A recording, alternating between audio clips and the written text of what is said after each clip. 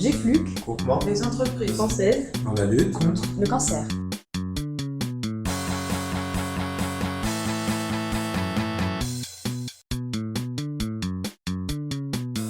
Il y a 11 GFLUC en France et une fédération nationale qui les regroupe tous. Le cancer étant la première cause de mortalité au monde, j'ai souhaité m'impliquer personnellement et concrètement dans cette lutte contre cette terrible maladie. À qui s'adresse le GFLUC ?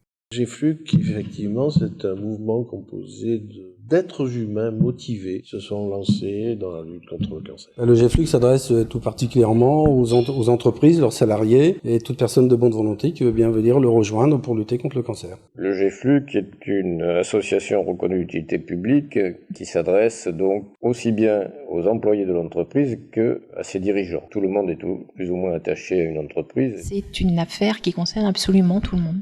Quel est le but du GFLUC ?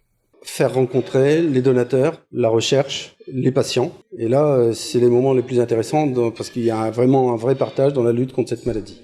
Le nombre de dossiers qui me sont déposés actuellement et qui représentent en gros 80 000 € de demande d'aide, il est bien clair que nous sommes à la recherche de financement. Les sociétés qui participent par une cotisation auprès des salariés de façon à alimenter un pot pour répondre à des projets de recherche ou des projets de subvention de matériel. Nous avons pu, en 2012, aider une équipe émergente de l'Université des sciences de Rouen. On travaille actuellement sur la prolifération des métastases dans les tumeurs cérébrales. Nous avons pu aider aussi au Centre Henri Becquerel une équipe de recherche qui travaille sur les nouveaux marqueurs pour déceler des tumeurs et leur progression. Et nous avons pu aussi acheter un laser qui est destiné à traiter les mucites consécutives au traitement par chimiothérapie. Ces missions.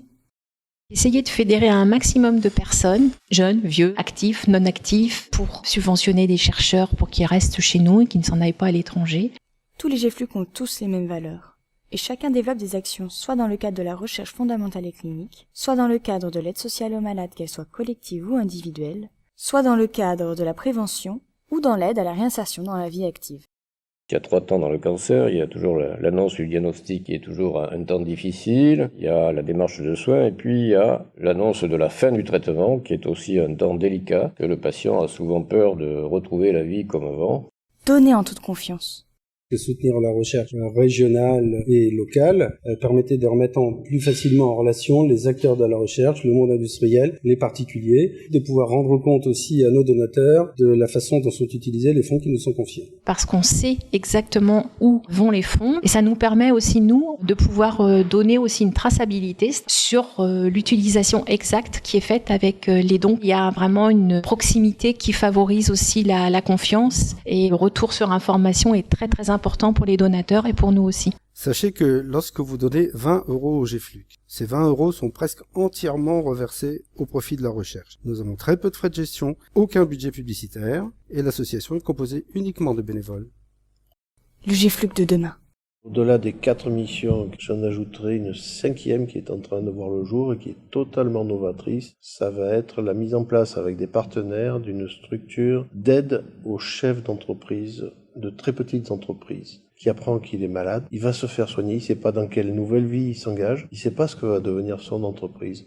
C'est là-dessus qu'on voudrait faire quelque chose pour essayer aussi que l'entreprise ne disparaisse pas.